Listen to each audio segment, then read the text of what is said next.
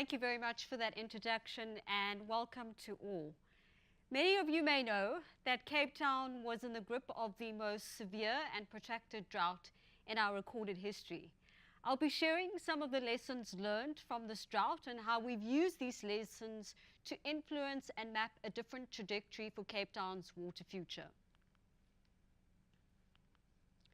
The drought that Cape Town and many parts of the Western Cape experienced was so severe that it was a 1 in 590-year incident.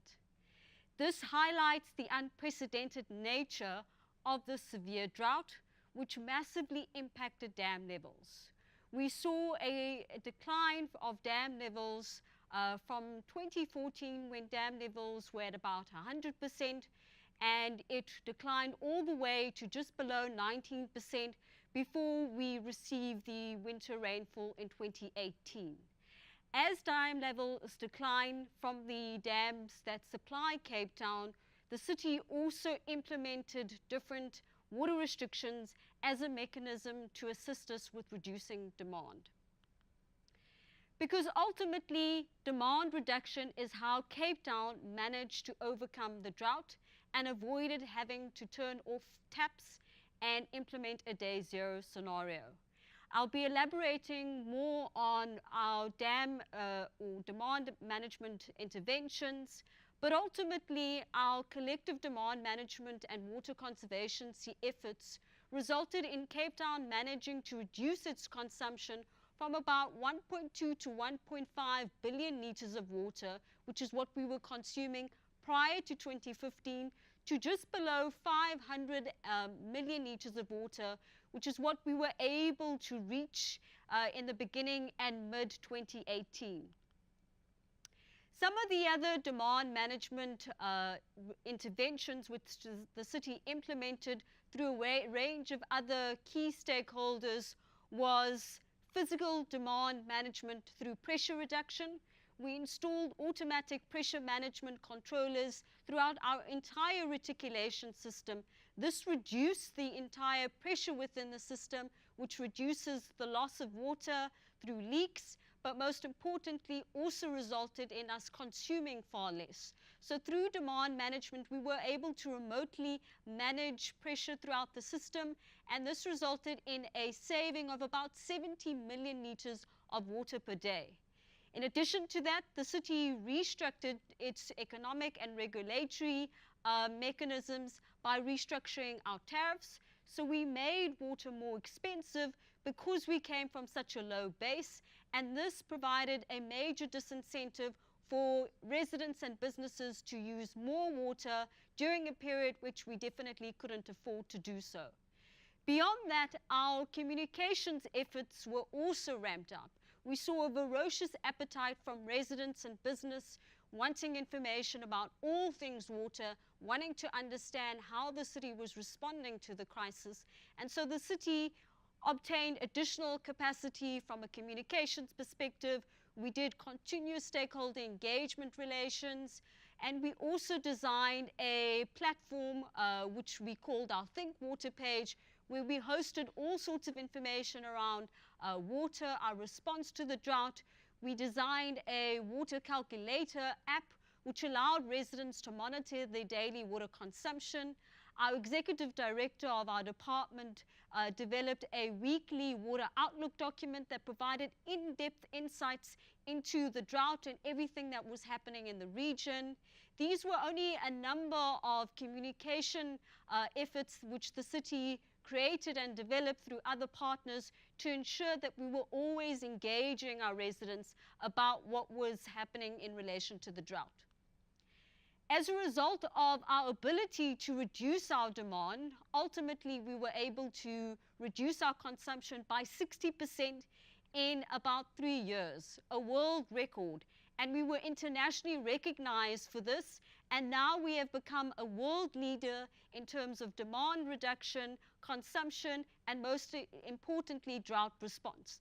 These achievements to date has allowed us to start sharing what we have learned with other cities across the globe.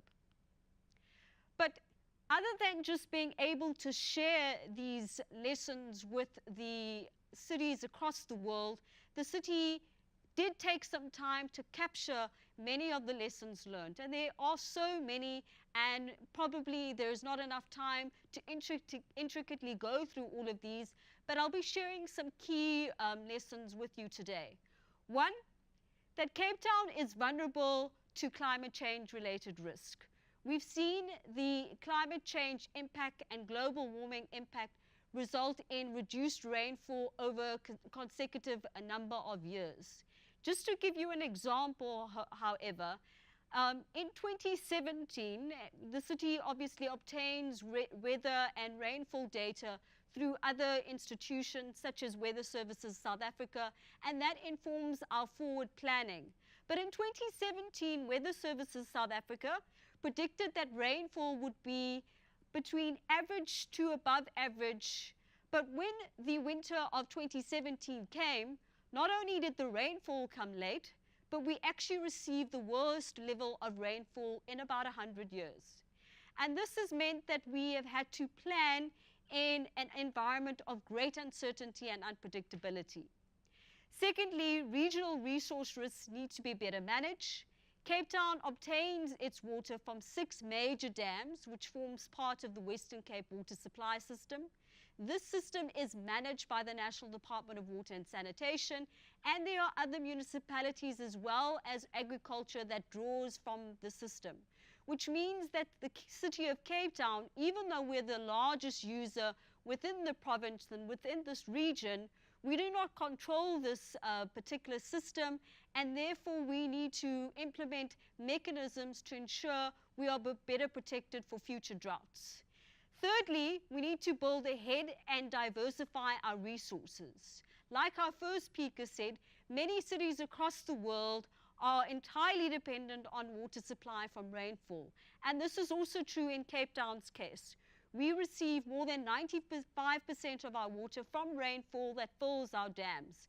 And because we are seeing a step change in rainfall, we need to ensure that we are better protected by diversifying our water supply and tapping into alternative non-surface water solutions, which is exactly what Cape Town is planning to do.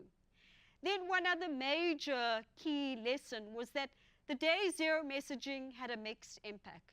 You would maybe all recall the announcement that the city of Cape Town made in the beginning of January 2018, where we informed our residents that a lack of further reduction in consumption will potentially lead to a day zero scenario having to be implemented by the 12th of April.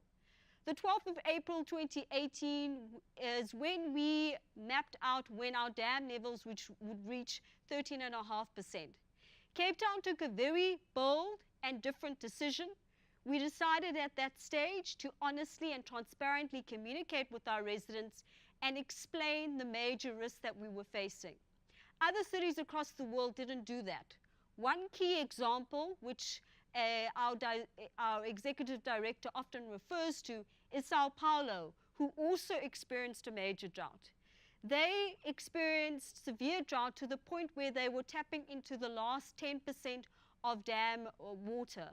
They decided not to communicate this to the residents. They had a major festival, which they decided to go ahead with. They were about 3 days away from running out of water before rainfall actually came, but nobody knew about it. Cape Town, however, decided to share the message of the real risk that we were facing with residents abroad, and this resulted in demand reducing substantially, but it also had major impacts on our economy. We saw lower levels of tourism figures that had major impact on agriculture, amongst others, and these are now the consequences that we are having to deal with as part of our drought recovery plan. And then lastly, we were able to learn from international experience as well. As part of our drought response, we ensured that we were outward looking. We established a Section 80 Water Committee, which were made up of external advisors.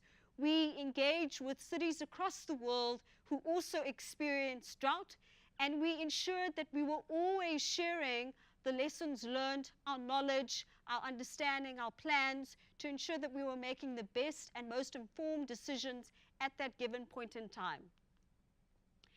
So what often happens in a crisis is that once the crisis has minimized and the risk is no longer that severe, people generally go to life as normal and take on a usual or back to normal approach. We realized that we couldn't take a business as usual approach because of the uncertainty that we were facing. And so we used this drought recovery period within the drought to ensure that we were better prepared for the future. And so in consultation with a range of international and local experts within the water sector, the City of Cape Town spent the last 9 months developing a water strategy. Our water strategy aims to ensure that we become far more drought resilient, and there are 8 important things that you need to know about Cape Town's water strategy. Firstly, that we will obviously still rely on rain-fed dams, but we will be diversifying our water supply to ensure greater water sustainability. We plan to invest in additional 300 million litres of additional supply from a range of different sources such as desalination, drilling into aquifers, as well as the treatment of wastewater for drinking purposes. We aim to implement this over the next 10 years at what we believe will be at a most affordable cost to our residents. And this will ensure that we are far more water resilient going forward. Most importantly, we believe that our water strategy will physically and massively transform our relationship with water, because the water strategy that we have put together and that is currently out for public comment is looking at a far more holistic approach around how we use all sources of water within our city. We've made 5 commitments to our residents and businesses within the strategy. 1 is safe access to water and sanitation, both for our informal as well as our formal residents, to ensure that we maintain a quality service of water and sanitation. Secondly, we are promoting a water use and water wise way of doing business and ensuring we utilize this scarce resource optimally. Thirdly, we will ensure that we provide a far more reliable source of water by diversifying water supply into the city. And ultimately, we'll ensure that we implement this to gain shared benefits for all users within our city. And ultimately, we will aim to be a water-sensitive city by 2040. The pathway to that is being able to become water sustainable by 2030. But a water-sensitive city is really an international concept which not many cities hold. Singapore is one of the only cities that is classified as a water-sensitive city. And a water-sensitive city is ultimately one's ability to ensure that you integrate and manage all sources of water within your urban environment and maximize that for maximum benefit to all. So this is the water strategy that sets out a plan for the next 10 to 20 years to ensure that Cape Town becomes far more water sustainable, water secure, water resilient, and water sensitive. I would encourage all of you to please visit the city's website, look at our water strategy, also give your considered inputs into the strategy, and we believe that this strategy will ensure that Cape Town remains a world leader, not only in terms of water conservancy, but overall water security. And this will ensure that we become far more resilient to climate change shocks and strains. We are obviously open to sharing the lessons learned, and we have committed to being able to be a world leader when it comes to water sustainability. I'd like to end off by sharing a short little video which the city made and is available on multiple platforms that speaks of the successes to date. Thank you very much. Hey, South Africa.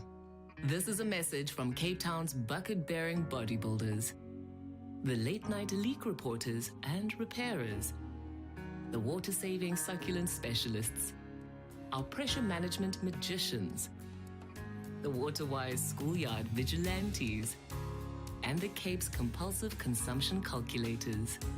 It was tough, but together, we refused to waste water. Now we're the #1 water-saving city in the world. Come and see for yourself. It might just change the way you think about water. The City of Cape Town, making progress possible together.